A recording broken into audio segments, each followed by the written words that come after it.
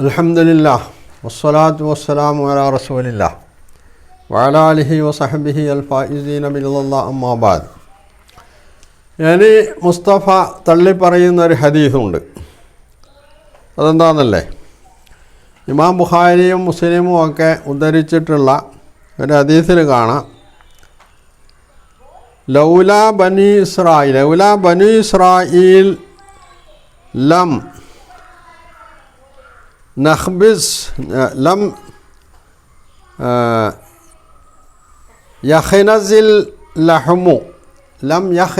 ലഹ്മു വലൗലാ ഹവ്വാഹു ലം യഖുൻ ഉൻസാ സൗജഹ എന്നാണ്. എന്നതിൻ്റെ അർത്ഥം ഖനസ യഖ്നിസു ലം യഖ്നസിൽ ലഹ്ം. ഖനസ എന്ന് പറഞ്ഞാൽ ദുഷിക്കുക. ഇസ്രായേലുകളില്ലായിരുന്നുവെങ്കിൽ മാംസം ദുഷിക്കുമായിരുന്നില്ല. മുസ്ലിമിൻ്റെ റിപ്പോർട്ടിലുള്ളത് ലം യഖ്നസി തആം, ഭക്ഷണം ദുഷിക്കുമായിരുന്നില്ല. അവിടെ മാംസം എന്നല്ല, ലം യഖ്നസി തആം, മാംസം ഭക്ഷണം ദുഷിക്കുമായിരുന്നില്ല എന്നാണ്.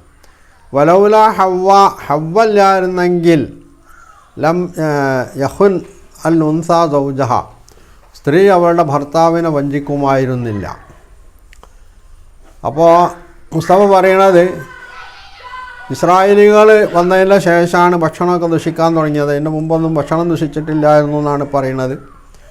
അതുപോലെ ഹവ്വ വഞ്ചകിയായിരുന്നു.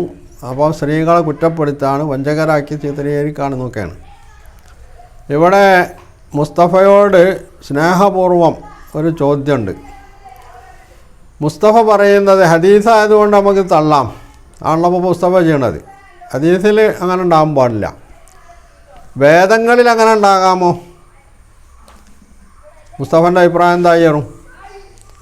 മുസ്തഫയുടെ വാദം ലോകത്ത് ഒരു വേദവും തിരുത്തപ്പെട്ടിട്ടില്ല, എല്ലാ വേദവും അള്ളാഹു അവതരിപ്പിച്ച അതേപടി നിലനിൽക്കുന്നുണ്ട്.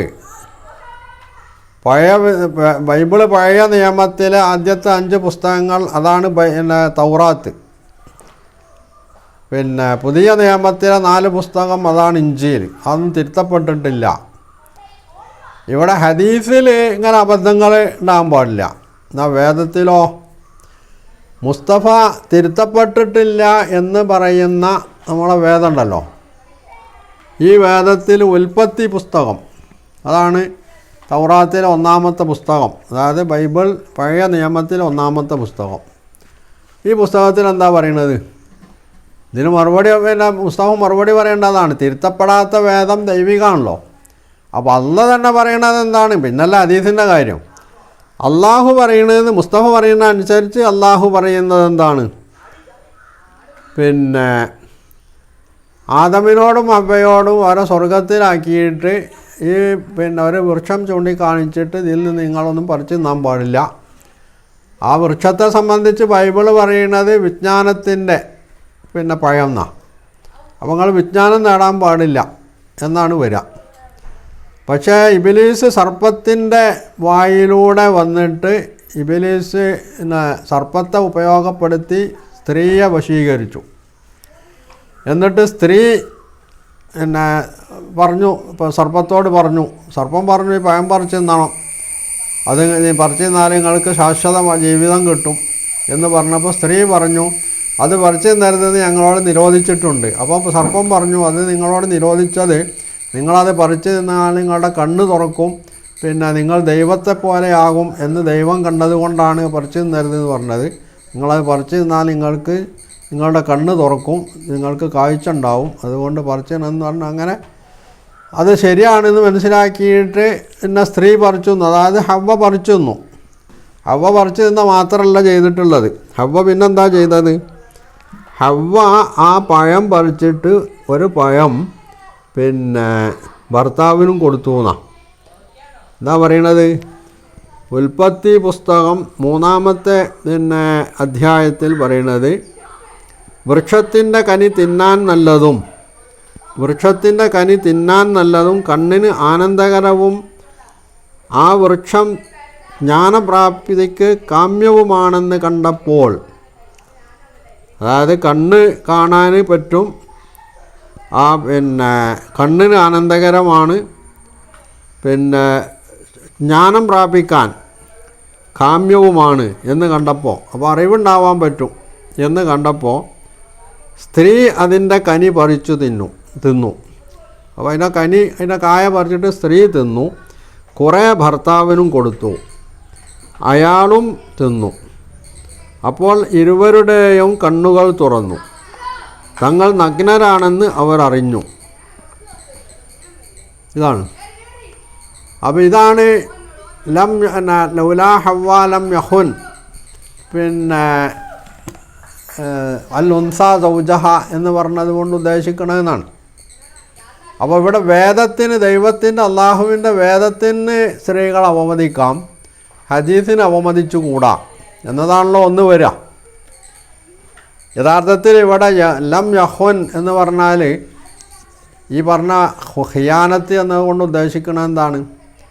ഈ പറഞ്ഞതനുസരിച്ച് സ്ത്രീയാണ്, പിന്നെ സ്ത്രീ പുരുഷനെ, അതായത് ഭർത്താവിന് ആദമിനെ ഹവ്വ പ്രേരിപ്പിച്ചിട്ടാണ് പഴം പറിച്ചുന്നിടത്ത് എത്തിയിട്ടുള്ളതെന്നാണ്.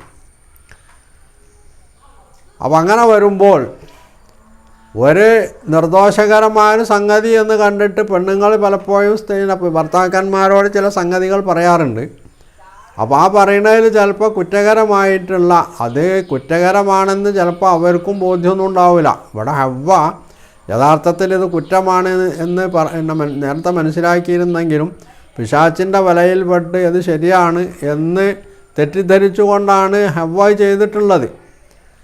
അപ്പോൾ അങ്ങനൊരു സംഗതി മനുഷ്യപ്രകൃതിയിലുള്ളതാണ് എന്നാണ് ഇവിടെ ഈ ഹദീസ് കൊണ്ട് ഉദ്ദേശിച്ചിട്ടുള്ളത്.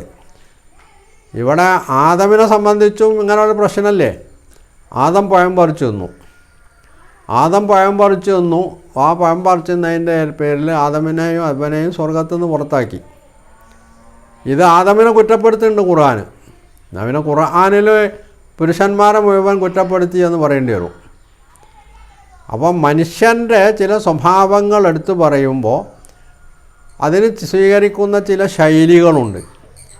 ആ ശൈലി മനസ്സിലാക്കാതെ നേരത്തെ പറഞ്ഞ പോലെ അക്ഷരത്തിൽ പിടിച്ചു തൂങ്ങുന്നത് കൊണ്ടുണ്ടാവുന്ന അബദ്ധങ്ങളാണ് ഈ ഇത്തരത്തിലുള്ള അവസ്ഥകളിലേക്ക് ഇത്തരം ആളുകളെ കൊണ്ടെത്തിക്കണമെന്നുള്ളതാണ്. ഇതന്നെയാണ് ബനു ഇസ്രായേലിൻ്റെ കാര്യത്തിൽ പറഞ്ഞിട്ടുള്ളതും. ലൗലാ ബനു ഇസ്രായേലികളില്ലായിരുന്നുവെങ്കിൽ ലം യഖ്നസി തആം, ഭക്ഷണം അല്ലെങ്കിൽ മാംസം അത് ദുഷിക്കുമായിരുന്നില്ല. അവിടെയും ഈ പ്രശ്നം വരുന്നുണ്ട്. മുസ്തഫയുടെ കാഴ്ചപ്പാടനുസരിച്ച് വേദം തിരുത്തപ്പെട്ടിട്ടില്ലല്ലോ. അങ്ങനെ വരുമ്പോൾ പിന്നെ ഇസ്രായേലികളോട് മൂസാ നബി അലൈഹിസ്സലാം എന്താണ് പറഞ്ഞിരുന്നത് അത് പിന്നെ ബൈബിൾ പറയുന്നുണ്ട്. എന്നിട്ട് ഇസ്രായേലികൾ എന്താണ് ചെയ്തിട്ടുള്ളത് അതും ബൈബിൾ പറയുന്നുണ്ട്. അവിടെ പുറപ്പാട് പുസ്തകം 17-ാമത്തെ അധ്യായത്തിൽ പറയണത് എന്താണ്? അവിടെ പറയണത് അടുത്ത ദിവസം രാവിലത്തേക്ക് ആരും ബാക്കി വച്ചേക്കരുത് എന്ന് മൂസാ നബി അള്ളാഹുവിൻ്റെ നിർദ്ദേശം അനുസരിച്ച് അവർക്ക് അള്ളാഹു മന്നും സൽവിയൊക്കെ നൽകിയപ്പോൾ അതാത് ദിവസത്തേക്കുള്ളത് ശേഖരിക്കാനുള്ളതേ ചെയ്യാൻ പാടുള്ളൂ. അടുത്ത ദിവസത്തേക്കുള്ളത് ശേഖരിച്ച് ബാക്കി വെക്കാൻ പാടില്ല. പക്ഷെ അവർ മൂസാ നബി അലൈഹി സ്വലാമിൻ്റെ നിർദ്ദേശം ലംഘിച്ചപ്പോൾ സംഭവിച്ചതെന്താണ്? അടുത്ത ദിവസം രാവിലത്തേക്കാരും ബാക്കി വെക്കരുത് എന്ന് മോശെ പറഞ്ഞു. പക്ഷേ അവർ മോശയെ അനുസരിച്ചില്ല.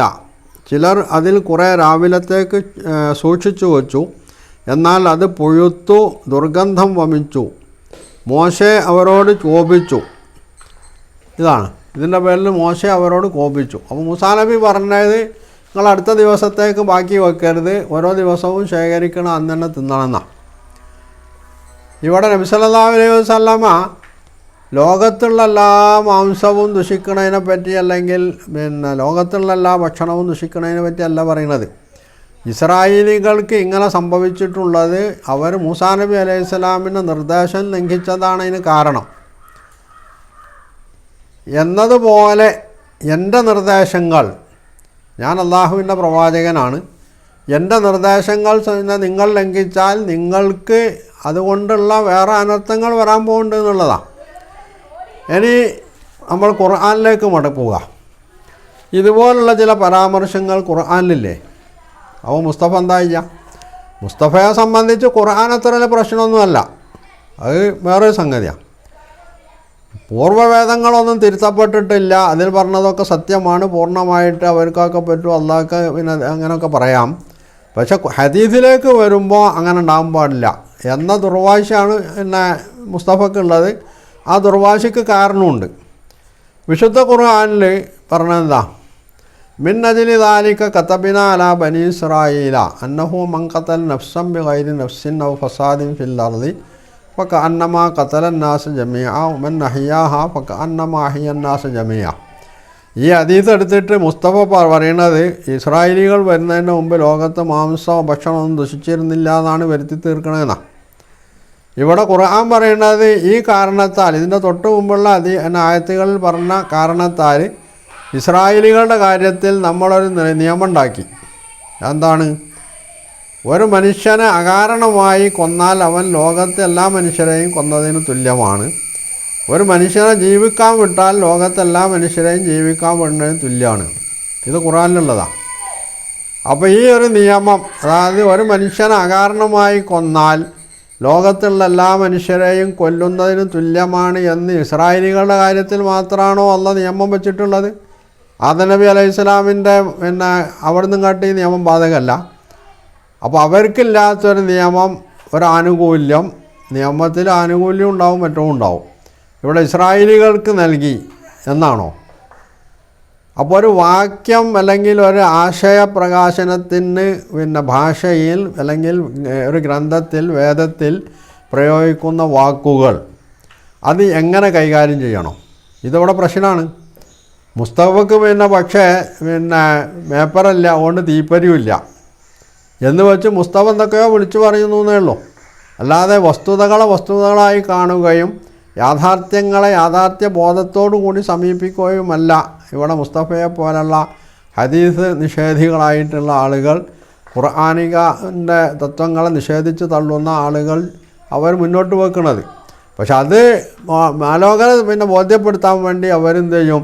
തങ്ങൾ ഖുർആനിൻ്റെ, ഇസ്ലാമിൻ്റെ, നബി സല്ലല്ലാഹു അലൈഹി വസല്ലമയുടെ, അള്ളാഹിൻ്റെ വലിയ ആളുകളാണ് എന്ന് വരുത്തി തീർക്കാനുള്ള എല്ലാ ജാടിയും കാണിക്കും എന്നുള്ളതാണ്. അതാണ് മുസ്തഫ കാണിച്ചുകൊണ്ടിരിക്കുന്നതും. അപ്പോൾ മുസ്തഫ അതൊക്കെ പറയുമ്പോൾ അയാളുടെ പെണ്ണുങ്ങളുടെ അല്ലെങ്കിൽ സ്ത്രീകളുടെ കാര്യത്തിലും നബി സല്ലല്ലാഹു അലൈഹി വസല്ലമയുടെ കാര്യത്തിലുമൊക്കെ ഉള്ള അയാളുടെ ആ രോഷം കാണണ്ടേ? എന്തൊരു രോഷമാണ്! അപ്പോൾ ഇതൊക്കെ ഒരു തരം അഭിനയമാണ്. ഈ അഭിനയം തരം ആളുകൾ അഭിനയിച്ച് തീർക്കേ നിർവാഹമുള്ളൂ. അതിന് അവർക്ക് സ്വാതന്ത്ര്യമുണ്ട്. പക്ഷെ പറയുന്നത് എന്താണെന്നും വസ്തുത എന്താണെന്നും മനസ്സിലാക്കുന്നില്ല എന്നുള്ളിടത്താണ് ഇവർ പരാജയപ്പെടുന്നതും അവരുടെ തനിനിറം പുറത്തു വരുന്നതും എന്നതാണ് വസ്തുത.